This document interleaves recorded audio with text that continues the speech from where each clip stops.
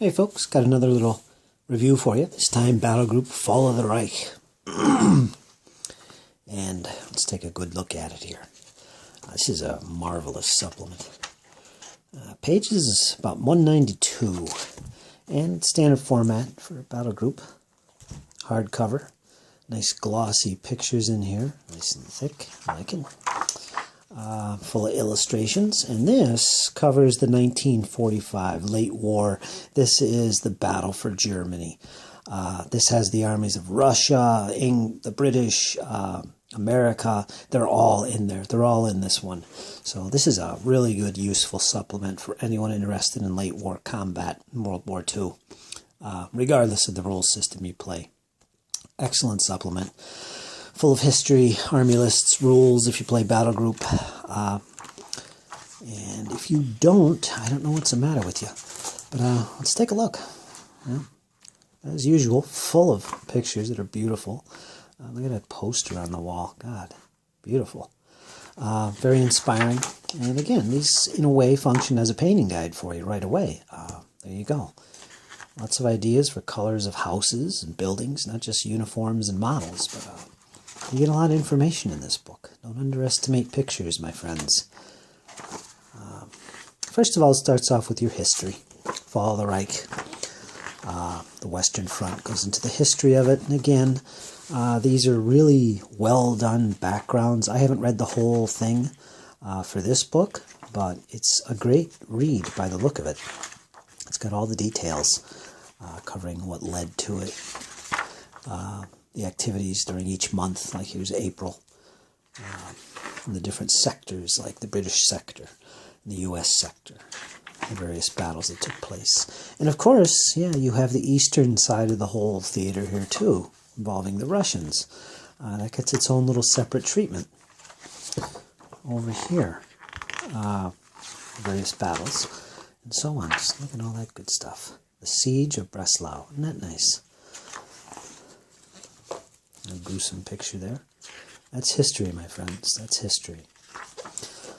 And it goes into some special rules for your Battlegroup, sorry, and rules that you could easily slip into any rule system, really. Street fighting, war weary. Those troops that are just, man, they've been fighting so hard and so long. It's going to have an effect on you, you know. So it represents that. So there's a substantial section of optional rules and additional rules. Night fighting, fighting in buildings, shooting at buildings, and yes, you can collapse a building in this game if you want. So that's an interesting option. Now this book, unlike Overlord, and I believe Kursk, I don't have the Kursk book, but I believe that the counters are all the same until you get to Fall of the Reich. It does add some very unusual, different, specific counters, battle rating counters for this campaign, like air attack, Kampf, out of fuel, things that represent the late war battles in Berlin and Germany in general situations. Low ammo, dud Panzerfausts, that's interesting. So it does have its own unique counters, which is nice. A lot of little flavor there for the period. And the next thing it does, after the history and special rules, is it goes into the actual army lists.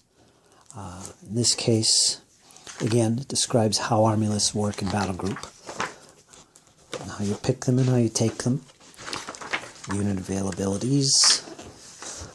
Then it goes into the army lists, starting off with the background to the armies. In this case, the German army's last levy. And it covers things like the Volksgrenadiers, the Waffen-SS, all this stuff here. It goes into the special rules, weapons descriptions, tanks, vehicles that the Germans were using at this time period, anti-tank guns, lots of little pictures, and then it gets into the actual army list for the Germans. And in this case, it's called the German Defense of the Reich Battlegroup. Again, if you follow any of these campaign books from Battlegroup, their lists are kind of generic. They're not like the Flames of War ones that are geared specifically for specific divisions or companies or whatever. This allows you the option to field any kind of division, really, in the game. And the reason for that is because if you look at these lists, they have so many options that you can represent so many different formations with these, especially if you have some knowledge of the campaign in particular. Very useful army lists. These are really well done. And one of my favorite parts of the battle group system are the army lists. I don't think anything has as much variety and historicity to it than any other game system I've encountered so far in terms of army lists provided with the rules. So here's the German one. And again, it just says German resistance battle group. Defense of the Reich battle group, rather. And you get all kinds of things, tanks, everything, to represent different formations. Then it goes into the Russians. Again, history, description of the tanks, the weapons, the specifics for the Russians. Then it goes into their army list, the Russian battle group. And there's all their units that they can take. Again, all geared for this campaign. Lots of little pictures. Let's jump ahead here. And then the armies of the Western Allies. Now, this is the British, the Canadians, the Americans. They're all here. And they get their own description of weapons and such.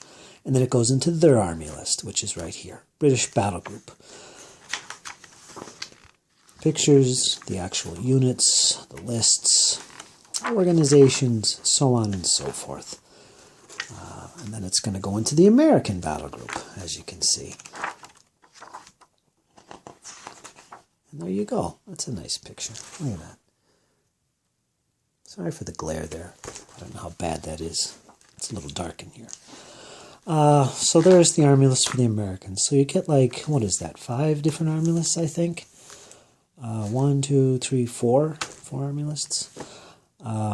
Then it goes into the battles of Germany. Now here's where you get your scenarios. And this is an excellent section because there's some generic scenarios in here which you can add to the basic ones from the rule book.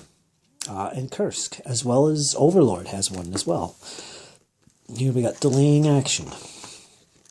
Well, at least this one is a generic one. This is an actual historical one. I believe. Maybe it's not. Maybe this is generic as well. Oh, they are. These are generic. Okay, so you got 3, 4 urban assault, 4 generic scenarios, I believe. Well, that's nice. Okay, so you do. You get 4 basically generic scenarios for Fall of the Reich. Oh, and here's another nice ad. The painting guides. Something missing from the Overlord book. Modeling guide, really. And this goes into details with the T-34-85. You got the M5A1 for the Americans or Brits. And nice modeling tips there. That's always useful. As long as it doesn't take up a huge section of the book, it's fine. That's a nice little ad. It helps people get into the game. Definitely a plus. And what do we have up next? Breakthrough to Berlin. Again, there's still a lot here. Okay, this is a little campaign. Now I remember. This is a little campaign. It's a really nice touch to the book. It's let me read it to you, just this one part. This is a short narrative campaign of 6 linked battles set in mid to April 1945 during the Russian offensive across the River Oder to destroy the German defenders of the Seelow Heights and break through the last defenses before Berlin itself. So there you go. That's a nice little campaign. And I'm sure you could tinker with this if you felt like it. It might even talk about that, using different armies for this. But here's a little mini campaign for you to play. It's got its own scenarios.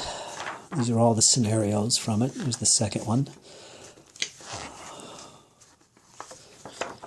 So that's nice to have. You can play a little campaign involving the Russians assaulting Germany. Next we go into the appendix. And again, if you're familiar with any battle group campaign group books, the appendixes are usually all of the equipment and vehicles, all the stats, the meat of the vehicles and weapons of the game. And of course, your battle group organization chart.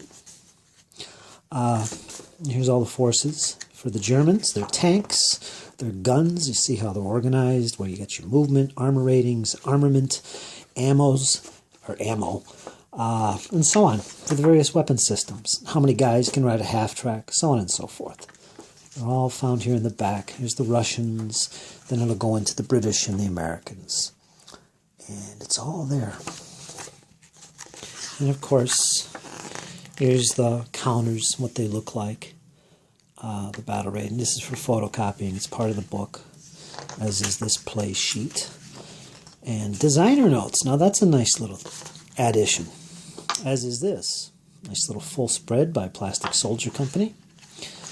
And yes, there's the pull-out sections as well. You got the battle rating and play sheets that you can pull out. They're perforated. I took mine out, of course. So that's the book. Again, it's almost 200 pages, hardback, gloss. It feels good. It's a nice, hefty book. It's a little bit smaller than the Overlord book. Excellent resource for fighting the late 1945. It's basically not just the Battle of Berlin, but all the battles in Germany itself, in the East and West Front, in the various cities and